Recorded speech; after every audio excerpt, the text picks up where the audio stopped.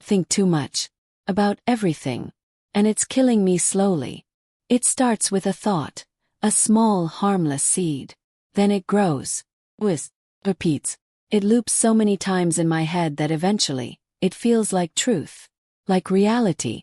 Even when I know deep down it probably isn't. My name is Anya. I'm 32 years old, married for nearly 7 years. My husband, Raghav, and I met in college. He was calm, grounded, always the one who brought me back to center when life got overwhelming. I used to love that about him. His emotional stillness. Now, it feels like I'm drowning in my own thoughts while he watches from the shore, arms crossed, unwilling to dive in. We weren't always like this. There was laughter once. Late-night talks about the future, spontaneous road trips, inside jokes. He used to know how to read me before I even spoke. But somewhere in the humdrum rhythm of life, work, bills, family pressures, I started getting lost in my own head. And he stopped reaching in. I don't know when it became a problem. Maybe when I noticed him replying slower to my texts. Maybe when he started going to bed without saying goodnight. Or maybe it started before that and I just didn't want to see it. Now, almost every conversation ends with, "You're overthinking again." Maybe I am. Maybe I'm imagining things that don't exist. Or maybe I've trained myself to detect danger in the silence, to prepare for heartbreak before it arrives. Either way, my mind won't rest. And the worst part, it's affecting us. Not just me. My overthinking has become the third person in our marriage. It whispers in my ear when he's quiet. It convinces me something's wrong even when nothing is. It turns simple words into puzzles, glances into threats, and distance into doom. It's breaking me. And I fear it's breaking us too. I wish I could shut it off. Just breathe. Trust. But trust is hard when your mind turns shadows into monsters. This is the story of how my thoughts turned into enemies, and how I almost lost everything to them. It started on a Thursday. We were supposed to go out for dinner. Nothing fancy. Just our little favorite rooftop place near the lake. It had been a long week for both of us, and I was really looking forward to it. Simple night out. Chance to talk, laugh, reconnect. Something we hadn't done in what felt like months. I called him around 5 p.m. just to check in, confirm the plan. No answer. I told myself it was fine. He's probably stuck in a meeting. 20 minutes later I called again. Still nothing. Few texts, no reply. By the time 7 rolled around, the table was reserved, and I was dressed. Still no word. Finally at 7:42 my phone lit up. "Sorry. Can't make it. Crazy day. Just going to crash." Rain check. Crash. Without even calling. I stared at the message for minutes. I read it once. 8 times. It was only 10 words, but I analyzed them like they were some secret code. Crazy day. Did something happen? Just going to crash. Why no sorry, babe, or miss you? Rain check. Did he actually want to reschedule? Or was that just polite filler? My stomach twisted. I didn't reply. I just sat there on the edge of the bed, staring at the curtains gently moving with the ceiling fan, feeling the silence of our home settle like a fog around me. That night I didn't sleep. I lay awake with my mind in full spin mode, playing detective in a case that hadn't even been filed. I thought about how he had been quieter lately, less affectionate, fewer smiles, no random hugs, no teasing texts during the day like he used to send me before. Was he tired, stressed, or distracted? By 3 a.m. I was on Google searching things like, "Signs your husband is emotionally cheating. What does it mean when he stops texting you? When your partner grows distant without explanation?"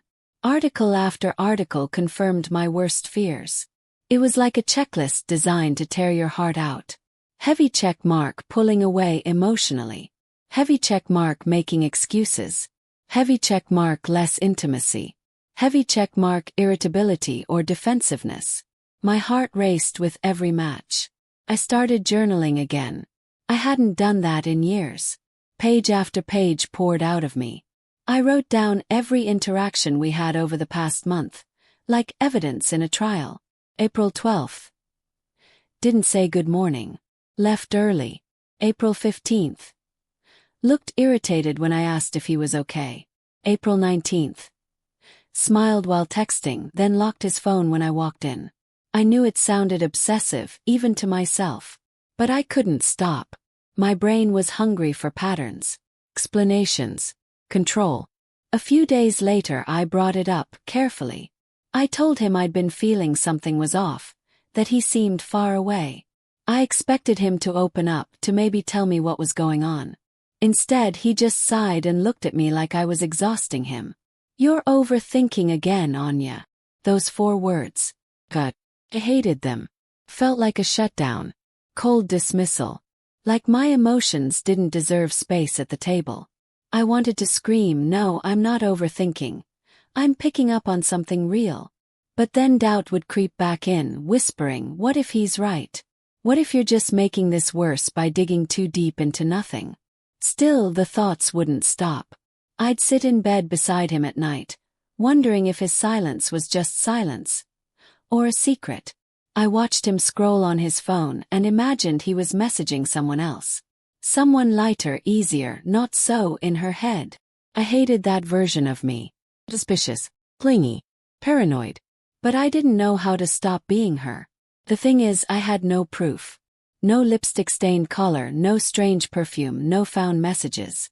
Nothing concrete. But my mind wouldn't let me rest. It spun stories, drew conclusions, painted worst-case scenarios on every blank canvas. I wanted to believe I was just tired, anxious, maybe even dramatic. But I also knew something had shifted. And the silence between us was louder than any confession could be. So I stayed awake most nights, heart pounding, eyes wide open in the dark, waiting for answers I knew he'd never give freely. It happened on a Sunday. We were both home, but it felt like we weren't really in the same place. He was lounging on the couch, scrolling through his phone, headphones in. I was in the kitchen pretending to clean, though I'd already wiped the same counter 4 times. My heart was pounding, and my mind was a minefield. I had to say something. I couldn't take it anymore. The silence, the guessing, the way my thoughts chased themselves in circles until they collapsed in exhaustion. "Raghav," I called out, trying to keep my voice even. He pulled one earbud out and looked at me. I hesitated. "Can we talk?" That was all I said, but even that made his face tense up. He sat up slowly. "About what?" Me. "Everything feels off." He sighed, dragging his hand across his face like I'd just asked him to recite the Constitution backwards. "I don't know what you mean, Anya. I've told you, nothing is wrong." "No, you keep saying that. But I feel it. You've changed. You barely talk to me. You come home, eat, scroll your phone, and go to bed. You don't look at me the same way. And when I ask if you're okay, you brush me off like I'm crazy." His jaw tightened. "Here we go again." Flinched. "I'm not trying to fight. I'm hurting. I feel like I'm living with a stranger. I feel like I'm bothering you just by existing in the same room." "You are making a big deal out of nothing," he snapped, standing up. "You do this every time. One small thing happens and suddenly it's this giant issue in your head. You turn nothing into everything." "I can't breathe, Anya." That stung. More than I expected. My throat closed up. "I'm just trying to understand what's happening between us," I said quietly. "What's happening is you," he shot back. "You're always in your head, always doubting, always assuming the worst. It's exhausting. I can't even talk to you without it turning into some interrogation. You twist every word, every silence." I felt my composure cracking. "I'm not trying to twist anything. I'm trying to make sense of what I'm feeling. I'm not imagining your distance. You've changed. Don't act like I'm crazy for noticing. I'm pulling away because you push me away with your constant paranoia," he said. His voice wasn't loud, but it was sharp, cutting like glass. I come home and feel like I'm walking into a courtroom. Like I have to defend myself just for being tired or quiet. I couldn't hold back anymore. Maybe if you talked to me, I wouldn't have to guess. I wouldn't have to sit alone with my thoughts. building scenarios in my head because you refused to let me in. There was a long pause. His eyes, once soft and familiar, were hard now. Foreign. I'm tired, he said, voice low. Tired of always being the villain in your story. That broke me. I never wanted you to be the villain, I whispered, tears spilling over. I just wanted to feel safe again. With you. I wanted to stop feeling like I'm losing you in slow motion. He didn't say anything. Just shook his head and walked into the bedroom, slamming the door behind him. The sound echoed like a gunshot. I stood frozen in the living room, my chest aching like something had collapsed inside it. My legs gave out beneath me and I sank to the floor, the cold tiles pressing against my skin. Cried. Not the kind of crying where you sniffle and wipe away tears silently. No, this was the ugly kind. The heaving, shaking kind. The kind that's so loud and desperate it scares you. I buried my face in my arms and let it all come out. The anger, the fear, the loneliness, the heartbreak of not knowing how to fix what had once felt unbreakable. Hours passed. Maybe minutes. Time stopped meaning anything. At some point, I whispered to the empty room. Am I really the problem? It wasn't the first time I'd asked myself that. But tonight the question felt heavier. More real. Was I overthinking so much that I was poisoning my own marriage? Was I the one turning love into suspicion, comfort into conflict? Or was I just the only one brave enough to say that something felt wrong? I didn't have the answer. All I had was silence. And the weight of a man behind a closed door who used to hold me like I was the safest place on earth, now needing space from me like I was the danger. After that night, something inside me cracked. Not loudly. More like the soft, quiet sound of something delicate splitting beneath pressure. I stopped eating properly. It wasn't on purpose. I just forgot. I'd stand in the kitchen, looking at the same half-made sandwich or reheated rice, and then push it aside. My stomach felt like a clenched fist most of the time anyway. Food didn't make sense when your thoughts were the only thing feeding you. I stopped texting my friends back too. They noticed at first, calls, messages, check-ins. I'd type out a reply and then stare at it for 10 minutes before deleting it. What would I even say? Hey, just slowly unraveling under the weight of my own mind. How's your day? Even my best friend, Nidhi, started to back off. And I couldn't blame her. No one likes to stand too close to someone who's falling apart. The silence between Raghav and me only grew heavier. We barely spoke, just exchanged basic necessities. I'll be late today. Did you pay the electricity bill? Can you feed the dog? It was like living with a roommate I used to be in love with. But my mind wouldn't let me move on. It kept rewinding the tape. Every fight, every sigh, every look he didn't give me. I'd replay that Sunday night argument on loop. His voice echoing. You twist every word. Was he right? Did I twist things, or did he just not want to look at the truth? Some nights I'd lie awake while he slept beside me, perfectly still. I'd stare at the ceiling, feeling the hollow space between us like a canyon.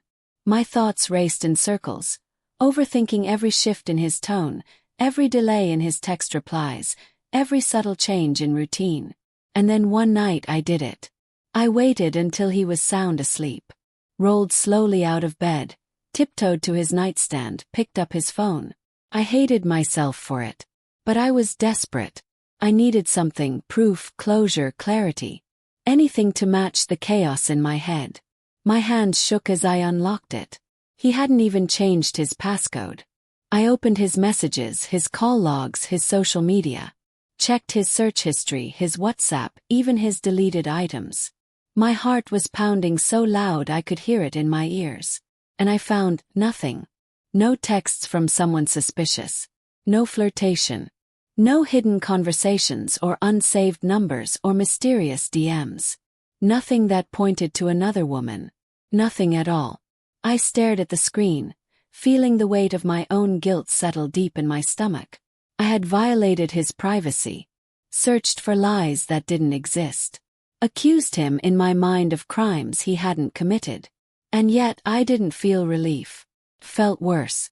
Because if there was nothing to find, then maybe the problem really was me. That thought haunted me more than anything. The next morning, I couldn't look him in the eye. He noticed. Could tell. He looked at me for a second too long, like he wanted to ask something. But he didn't. He just left for work like every other day. That afternoon, I finally did something I should have done months ago. I booked a therapy session. I didn't tell Raghav. I don't know why. Maybe I didn't want him to think I was proving him right. Maybe I needed a space that was mine. One place where I could be raw without being judged, where I didn't have to worry about being too much or too sensitive or too in my head. My therapist was kind, soft-voiced, gentle-eyed. She didn't look at me like I was broken, just hurting. I told her everything. The anxiety, the fear of abandonment, the way silence makes me spiral. I told her about my overthinking and how it wraps around my brain like barbed wire. I told her about the fight, the phone, the shame. She didn't blame me. She didn't excuse me either. She helped me see the patterns. The ways my brain had learned to equate love with fear. Safety with hypervigilance. She said I wasn't crazy. I was overwhelmed. And scared. And I started to believe her. I walked out of that session feeling a little lighter. Not fixed. Not free. But aware. It was the first time in weeks that I felt like maybe, just maybe, I wasn't completely lost. By the second therapy session, I wasn't crying the whole time. I even laughed once when my therapist said, "Your brain's not trying to ruin your life. It just doesn't know the war is over." That line stayed with me. We talked about anxiety. Not just the fluttery, nervous kind, but the deep-rooted version. The one that grabs you by the spine and convinces you that quiet means danger, and distance means someone's already halfway out the door. I told her about my childhood, about how my parents used to fight in silence. No shouting, no slammed doors. Just long, echoing stretches of absence. My father would withdraw completely when upset. My mother would cry quietly in the kitchen, pretending everything was fine. And me.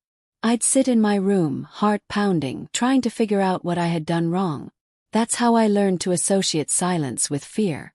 No noise meant something was brewing. A storm I couldn't see yet. So when Raghav pulls away, even slightly, my brain flashes red. Not because of who he is, but because of what I lived through. My therapist explained something called cognitive distortions. How people with anxiety often experience distorted thinking. Jumping to conclusions, catastrophizing, personalizing situations that aren't about them at all. You've trained yourself to look for danger in peace, she said gently. So now, your brain misreads calm as abandonment. That's not your fault, Anya. But it's also not your husband's burden to fix. It hurt. Because I wanted him to understand. I wanted him to hold me and say, "I get it now. I'll stay close when you spiral." But maybe he didn't have to carry all of it. Maybe I had to learn how to sit with discomfort without assigning it a meaning. We started small. She gave me a journal and said, "Write 2 lists every day. 1, the evidence. What actually happened. 2, the story your mind told you about it." So I tried. Evidence. Raghav didn't say much during dinner. Story, he's tired of me. He regrets marrying me. He's emotionally involved with someone else. Reality check. He had back-to-back meetings and barely touched his food. Maybe he's just tired. I felt ridiculous at first. But with each page, I began to notice the gap between what was true and what I feared. I still struggled. Some days were harder than others. A late text or a blank look still made my heart lurch. But now I had tools. A voice mine starting to whisper, "Wait. Let's slow down. Let's check the facts." It wasn't healing overnight. But it was the beginning of learning to live in the present, not in the shadows of imagined betrayal. And that mattered. Even if no one else noticed, I did. It happened again. Another fight. This one didn't explode like the last. It simmered. Quiet. Controlled. But that made it worse somehow. The tension had built up so high that even our restraint felt dangerous, like walking through a room full of glass hoping nothing would crack beneath our feet. It started over something stupid. A grocery list. He forgot to pick up the oat milk I like. I know, ridiculous. But I had asked twice. left a note, even texted. And when he walked in with everything but that, I just snapped. "You never listen," I muttered, too cold for something so small. He froze mid-step, bag still in his hands. "Are we really doing this over oat milk?"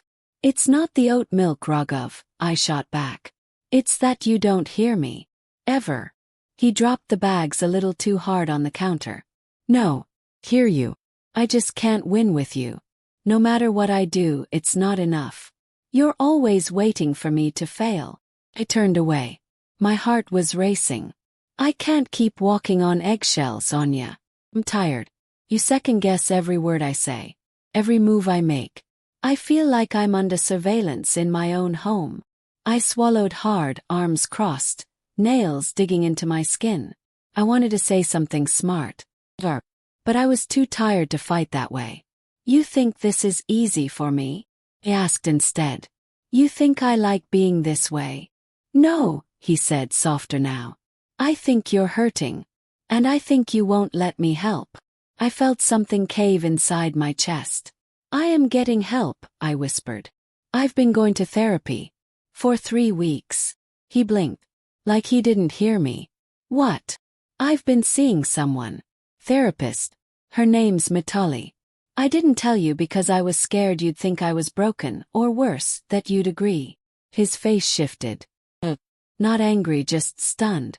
"You didn't tell me," he said quietly. "Anya, I've been watching you fall apart and blaming myself the whole time. I didn't want to put this on you," I murmured. "I wanted to carry it quietly. Like I always do." He ran a hand through his hair, pacing a little. "Not yelling. Just trying to breathe through it. I wish you had told me. I wouldn't have judged you. I would have. I don't know, at least known how to stand beside you." We stood there in the kitchen, oat milk forgotten, surrounded by bruised silence. He finally looked at me, really looked at me. "It's not that I don't love you," he said. "It's that I don't know how to reach you anymore." That sentence shattered something in me I didn't even know was still intact. I nodded, tears building again. "I know. I've been lost inside my own mind for so long. I stopped answering the door when you knocked." He stepped closer, slowly, carefully, as if afraid I might break from touch. "We're not okay," he said gently. "But maybe now, we can start figuring out how to be." And just like that, it wasn't a war anymore. It was a truce. Not a perfect one. Not the end. But the beginning of something softer. I didn't know what to expect from joint therapy. I was terrified, honestly. What if he said something that hurt me again? What if I cried in front of a stranger? What if we sat there in awkward silence, both of us too guarded to even begin? But when we walked into the room together, me gripping a tissue in one hand, him fidgeting with his wedding band, I realized we'd already done something hard. We showed up. Our therapist, Mitali, welcomed us with that same soft calm she always carried. "This isn't about fixing each other," she said gently. "It's about understanding how you each experience the world, and deciding if you want to meet there." Talk, slowly, carefully, about the space between us, how it had grown, about how I didn't feel safe in silence, and how he felt smothered by my fear. "It wasn't easy." Cried. He went quiet. But we kept going. Raghav admitted he didn't understand anxiety. Not really. I thought if I gave her space, she'd calm down. But it only made her feel abandoned, he said, eyes downcast. I admitted that I often confused my thoughts with reality. Sometimes I believe my fears so deeply, I forget to question them. I just react. We listened to each other, not to defend but to hear. Mitali helped him see that validating my emotions didn't mean agreeing with my fears. It just meant saying, "I see that you're scared. I'm here." That alone was powerful. For me, the healing didn't come as a sudden moment of clarity. It was more like untangling a knot that had been in my chest for years. I started to recognize my triggers. Unanswered messages, changes in his tone, too much quiet in a room.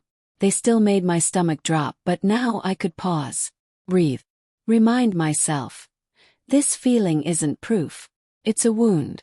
I journaled every day. I checked my stories against reality. And some days I caught myself before the spiral began. Raghav started checking in more too. He'd touch my arm during tense silences or say things like, "I'm quiet because I'm tired, not because I'm mad." Those words were small, but to me they felt like anchors. We weren't perfect. We still argued. Sometimes I still withdrew. Sometimes he still got frustrated. But the difference was, we didn't run. We stayed. We were learning how to meet each other halfway. Not to cure or rescue, but to stand beside each other when things got hard. With compassion. With truth. One night as we lay in bed, closer than we had been in months, I whispered, "I'm still scared sometimes." He didn't say, "You don't need to be." He just said, "I know.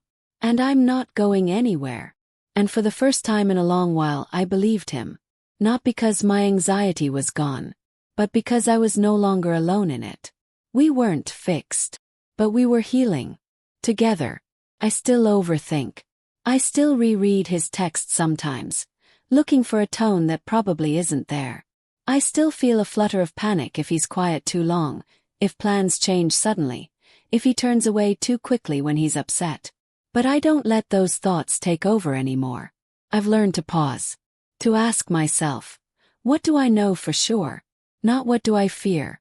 Not what story is my anxiety trying to write? What is true? And most days the truth is kind, simple, quiet. Raghav and I are better now. Not perfect, God, not even close. But different, softer, more honest. We talk more openly, even when it's uncomfortable. Especially when it's uncomfortable. He still doesn't always understand the noise in my head. But he respects it. And I try not to blame him for something he never caused. We've learned a kind of rhythm. He gives me small reassurances, not because I need them to survive, but because he knows they help me breathe. And I try not to ask for proof of love every time I feel unsure. Sometimes I remind myself he's here. That's enough. Therapy gave me tools, but more than that, it gave me awareness. Overthinking used to be my default setting. If he was distant, I'd assume he was leaving. If he looked tired, I thought it was me exhausting him. Every silence was filled with stories I'd written in panic, not reality. And it nearly destroyed us. I look back now and realize how dangerous it was, to let thoughts become truths without question. To believe the worst version of the story every single time. Overthinking almost cost me my marriage. But facing it saved my sanity. And, in some small way, maybe it saved us too. The hardest part was accepting that I am not my thoughts. That anxiety is not intuition. That fear is not fact. I still have hard days. Sometimes I cry over nothing and apologize 3 times in an hour. Sometimes I slip back into that old need for control, for answers, for certainty. But I've also learned to hold myself with more compassion. To say, "You're safe. You're loved. This feeling will pass." I'm still learning. Still practicing the art of not panicking when things go quiet. Still choosing presence over paranoia. Still rewiring a brain that was taught to prepare for the worst. But healing isn't a finish line. It's a path. And on most days I feel steady on my feet. We laugh more now. We touch more. Sometimes I catch him looking at me like he used to, and it reminds me, we made it through a storm that almost pulled us apart. Not by pretending everything was fine, but by choosing to stay in the room when it wasn't. And that choice, every day, is what brings us back to each other. Again and again. Quiet. Imperfect. But growing. Always growing.